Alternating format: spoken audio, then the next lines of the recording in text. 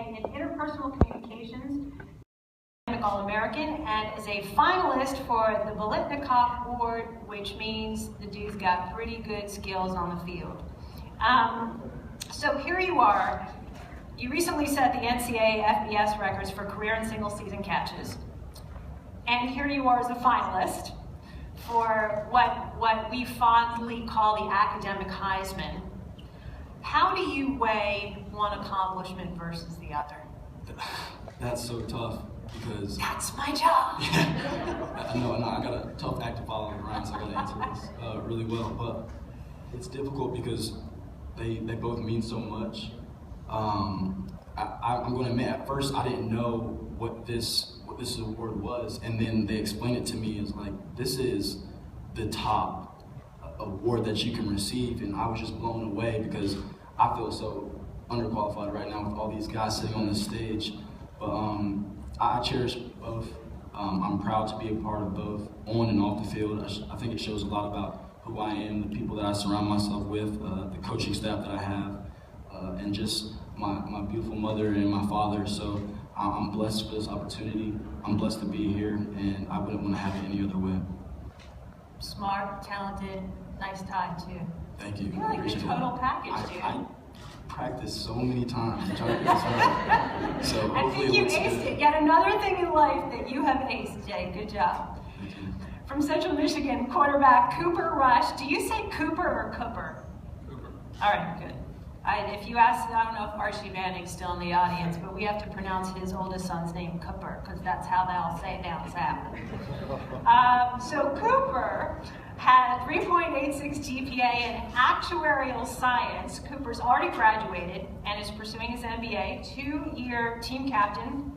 He's only the second NFF National Scholar Athlete in school history and ranks second all-time in MAC history in career passing yards. All right, dude, so this happens once every year where I physically have to go look up what it is that these kids are majoring in. So I looked up actuarial science, which I can barely pronounce, let alone know what it is. And according to Wikipedia, which we all know is real news, not to be confused with fake news, actuarial science is the discipline that applies mathematical and statistical methods to assess risk in insurance, finance, and other industries and professions. Okay. Why? I guess coming out of high school, I didn't know what I wanted to do. And that was the first thing you thought of. I just knew I always liked math. So taught my parents, and one of my math classes, a professor talked about that field and the different routes you can go and the type of life it can lead you to. Definitely attracted me. Yeah, it's interesting. I've had roommates look at my homework and tell me that you're doing math, there's no numbers. A lot of math classes where there's all theory and stuff like that. But you know, it's a very competitive field. You have to be on top of things, and it's just very attractive. In this day and age where data and analytics have become so much a part of the way we train, even the way we make in-game adjustments, all that sort of stuff, is what you learned in the classroom, is there a way to, or do you want to potentially parlay that into something that's still athletically related? Yeah, there's definitely carryover that I've been able to use in my college career, and I'll use in my life. Coaches break down things, it's a lot of stats are involved. So I mean, there's math runs everything kind of, and so I always thought that was cool, being a math nerd like that. But I'll definitely use everything I've learned in the classroom in life. I think I wouldn't call you a nerd, you're a football player. But a nerdy football player is kind of cool, so there you go. Congratulations, Cooper. From Northern Iowa, defensive lineman Carter Schultz, 3.87 GPA in exercise science, and an All-American on and off the field. Carter ranks first in school history and career tackles for loss with 56. He ended the season leading all of D1 in sacks with 17. So Carter, you were recently named the MVFC Defensive Player of the Year. And here you are at this table. Which one is more valuable to the other? because this is a conversation I have all the time, is your natural smarts what's helped you succeed on the football field, or is it the intestinal fortitude you need to succeed on the football field, to be in the trenches and accomplish what you did lend itself to academic achievement?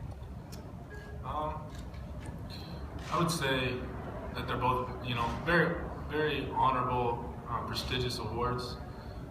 Being named the MVC Defensive Player of the Year is very, very great because you're in the same category as a lot of really great people who have been in that conference. But ultimately, this award means so much more to me because it's not just athletics.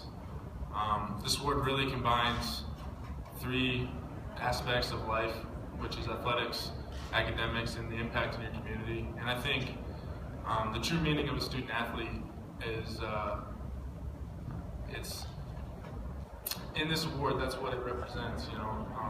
I pride myself not only being an athlete, but excelling in the classroom, which is really important to me, and then making an impact in the community, which is something really special to my heart, because growing up in a really small community of about 1,000, I know that it takes that togetherness of a community to build something great. And so anything that I can give back to my community, it's always amazing. So this award, very close to my heart, and it's an honor to be up here with these guys. Is there a story you can share, relationship you've developed with somebody through your community service or a particular act that you've done that was really, you've held it close to your heart?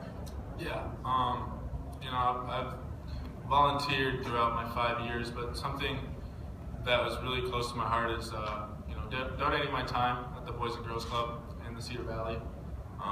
Seeing that some people don't have it as well off as others, and just, like some of these other guys said, they might not know who you are on the football team, but around my community, if you're a UNI Panther, you're big time. So just seeing the kids light up and that it means so much to them, it leaves an impact on me, knowing that I left an impact on the community, and hopefully just impacting young lives. It's really important for kids to have role models, and I think in a generation where there's not a ton of really great role models, it's important for people to step up and into that role for young kids. So. Carter, thank you for sharing that. And it's really one of my favorite things about the time we all spend here on this day every year. We talk about the game, and there are challenges, let's be realistic, but I think one of the things that is truly undersold is the impact that all of these extraordinary young men and their teammates have on the community. And I really appreciate you all sharing some of your stories. 2 more left. Delta State QB Tyler Sullivan, 3.68 GPA in biology with a minor in chemistry. That just makes my head hurt. Tyler graduating this month, applying to med school, All-American and finalist for the Harlan Hill Trophy in 2014. He was recently selected, and this is really cool, as a 2017 Congressional Fellow for U.S. Senator Thad Cochran of Mississippi. So what makes you want to go down and hang out on the Hill? What are you hoping to take away from that experience? Well, I've always had kind of an interest in, watching politics and that sort of thing, and had some family involved in state and local politics, but never had a chance to really get into any of it. And really it was just by kind of chance that I went to, I made an honor society, and I went to the first little meeting, and the opportunity for this position came up. And most everybody that was in the room was a business person or a business major or a political science major, and here's me sitting there with a biology degree, and I was like, well, I graduate in December, and med school, if I get in the first round, wouldn't start until the following fall, so I'm gonna have some time to do something, and I really don't want to go back and sit in Louisville for 6 months. You dissect a frog better than everybody else in that room. So there was that. Yeah, I could probably do that. But yeah, so I was like, well, there's a chance for me to do something really meaningful, something that will give me good experience and look good on my resume to try to get into med school. So I figured I would use my time wisely and apply and see what happened. And wound up getting it. Senator Cochran was really close to one of my great uncles that was also a former Delta State football player, and so we got a little family connection there, and I just think it'll be really interesting. I think it'll be really good for me as a person, especially to come back after it's over, if I achieve what I want to do in my career and become a physician and come back to rural Mississippi and practice and do what I can, because we really struggle with that. And Senator Cochran is a really big advocate for rural health in Mississippi. Really a big guy that's trying to do things for us and make Mississippi a little healthier, because I mean, you know, we're got a little misconception sometimes, which I guess is true. We're not the healthiest state in the world. I think we're the least healthy state in Mississippi, and being from the Delta, we're probably the least healthy part of the state and the least healthy state in the union. So being with Senator Cochran, learning how the legislative part works, of getting, you know, funds, equipment, that sort of thing for rural health in Mississippi, I think that's what I'm going to take from it. Do we see a run for a political position in the great state of Mississippi in your future, Mr. Sullivan? You never know. I mean, the hair is combed over perfectly. You know, well, once I get up there, me and Senator Cochran will discuss my run for office here pretty soon. Maybe I think he's coming to the end of his career, so maybe I'll go up there and I'll be selected to fill his spot. Who knows? So, oh my gosh, these are got it all planned out. No, that's a joke, but yeah, I mean, who knows? Who knows? I might run for office one day. You might see I love transparency. I'm all for it. Congratulations, Tyler. We'll be looking for you. Just keep the hair perfect. It's good stuff. Last but certainly not least, the quarterback who has engineered a legendary season at Western Michigan. Zach Terrell, you know the name. We all do by now. Can you do the PJ Fleck? What's his mantra? Row the boat. No, that's not nearly as enthusiastic. He does it like this. Row the boat! It's the thumb is very he always with the thumbs up. So anyway, this cat over here, 3.66 GPA in finance, graduated last December, pursuing his MBA, but also happens to be Western Michigan's all-time leading career passing yards and completion percentage, she tried to say, leading the Bronx in their first ever ranking in the AP poll in a New Year's 6, gosh, I'm making me nervous. Sorry. New Year's 6 bowl berth against Wisconsin in the Cotton Bowl. So let's rewind to that first 1-11 season, which I'm sure had to be so much fun. Now here you are, you're undefeated. When you think about the progression that your team has made, what's been the most critical part of the turnaround? That's a great question, and thank you for bringing up a very painful part of my past. But it's about focusing on the positives. No, honestly, the row the boat mantra, that's really what it's about, is learning from your past. Because when you're rowing the boat, your back is towards the future. So, you know, you're rowing and you're learning from your past, and that's what you're looking at. While in the present, trying to get towards the future, but you can't see it. So that 1-11, that's our past. That's what we've learned from. That's the foundation. And that's kind of made me who I am and made the senior class who we are, because those who stayed will be champions, is what Coach said, even when we were 1-11. And now we're MAC champions and we're going to the Cotton Bowl. So very exciting, but that's really what the whole mantra is all about. What has Coach said to you?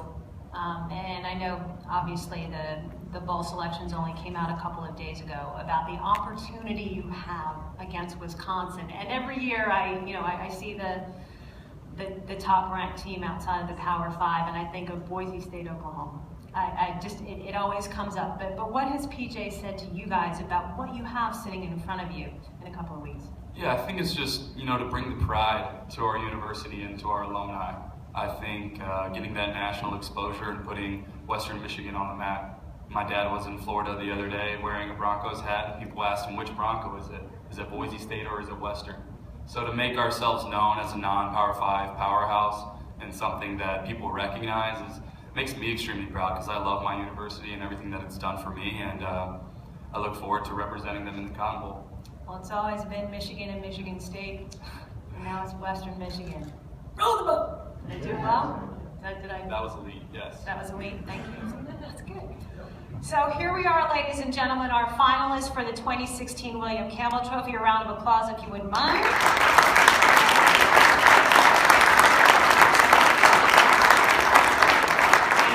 standard protocol will have it. If anybody in the general audience would like to ask a question, feel free. If not, we will send these super smart dudes back to the back of the room for one-on-ones.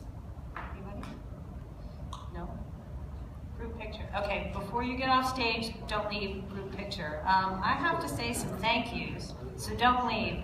On behalf of the National Football Foundation, we would like to thank all of you for either joining us today in person or watching on ESPN3 or on the CBS satellite feed. Also, BMG, incredible job producing this for us, and also the Sports Systems for providing the transcripts, which, if you didn't catch all of this, will be on the Foundation's website shortly. Finally, thank you to the NFF corporate partners for all of their support. Fidelity Investments, Delta Airlines, Under Armour, NYAC, Herf Jones, Dragonfly Athletics, Prime Sport, Hoffman Brands, and Vices. So for those of you in the room, we'll get ready for one-on-ones.